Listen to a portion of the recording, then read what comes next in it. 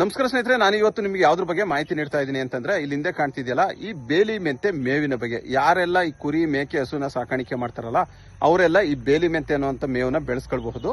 ಇದು ಒಂದು ಬಹುವಾರ್ಷಿಕ ಮೇವಾಗಿದ್ದು ನಿಮ್ಗೆ 4 ರಿಂದ 5 ವರ್ಷದ ಗಂಟ ಮಲ್ಟಿ ಕಟಿಂಗ್ ಮಾಡ್ತಾ ಇದ್ರೆ ಬರ್ತಾನೆ ಇರುತ್ತೆ ಸ್ನೇಹಿತರೆ. ಮೊದಲನೇ ಕಟಾವು 2.5 ರಿಂದ 3 ತಿಂಗಳೊಳಗೆ ನೀವು ಕಟಾವು ಮಾಡಬಹುದು. ಮತ್ತೆ 2ನೇ ಕಟಾವು ಬಂದು 45 ರಿಂದ 50 ದಿನದೊಳಗಾಗಿ ನೀವು ಈ ಬೇಲಿ ಮೆಂತೆನ 2ನೇ ಕಟಾವು ಮಾಡಬಹುದು. ಮತ್ತೆ ಕಟಾವು ಮಾಡ್ತಾ ಇದ್ರೆ ಬರ್ತಾನೆ ಇರುತ್ತೆ.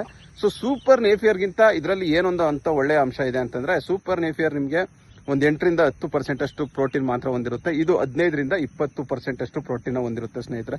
ಸೊ ಇದಕ್ಕೆ ಅತಿ ಹೆಚ್ಚು ಗೊಬ್ಬರ ಯೂಸ್ ಮಾಡುವಂತ ಅವಶ್ಯಕತೆ ಇರೋದಿಲ್ಲ. ಏನಕ್ಕೆ ಅಂದ್ರೆ ಇದು ಒಂದು ಲೆಗ್ಯುಮಿನೇಸಿ ಪ್ಲಾಂಟ್ ಆಗಿರೋದ್ರಿಂದ ಸೊ ವಾತಾವರಣದಲ್ಲಿ ಇರುವಂತಹ ನೈಟ್ರೋಜನ್ ನ ಹೀರ್ಕೊಂಡೆ ಇದು ತುಂಬಾ ಚೆನ್ನಾಗಿ ಬೆಳೆಯುತ್ತೆ. ಸೊ ಇಲ್ಲಿ ನಾನು ಹಿಂದೆ ತೋರಿಸ್ತಾ ಇದ್ದೀನಿ ನೋಡಿ, ಒಂದು ಸರಿ ನೀವು ಕಟಾವ್ ಮಾಡ್ತಿದ್ರು ಅಂತಂದ್ರೆ ಸೊ ಇದು ಬೆಳಿತಾನೆ ಇರುತ್ತೆ. ಸೊ ಪ್ರೋಟೀನು ಜಾಸ್ತಿ ಇರುತ್ತೆ. ನಿಮ್ಮ ಹಸುಗಳಲ್ಲಿ ಹಾಲಿನ ಉತ್ಪಾದನೆ ಕೂಡ ಚೆನ್ನಾಗುತ್ತೆ ಮತ್ತು ಅದರ ಆರೋಗ್ಯ ಕೂಡ ತುಂಬಾ ಚೆನ್ನಾಗಿರುತ್ತೆ ಸ್ನೇಹಿತರೆ. ಸೊ ನೀವು ಈ ರೀತಿ ಸಾಲ್ ಮಾಡಾಕೊಂಡ್ರೆ ಒಂದ್ ಕಡೆಯಿಂದ ಕಟ್ ಮಾಡ್ತಾ ಇದ್ರೆ ಇನ್ನೊಂದ್ ಕಡೆಯಿಂದ ಬರ್ತಾ ಇರುತ್ತೆ ಸ್ನೇಹಿತರೆ. Thank you.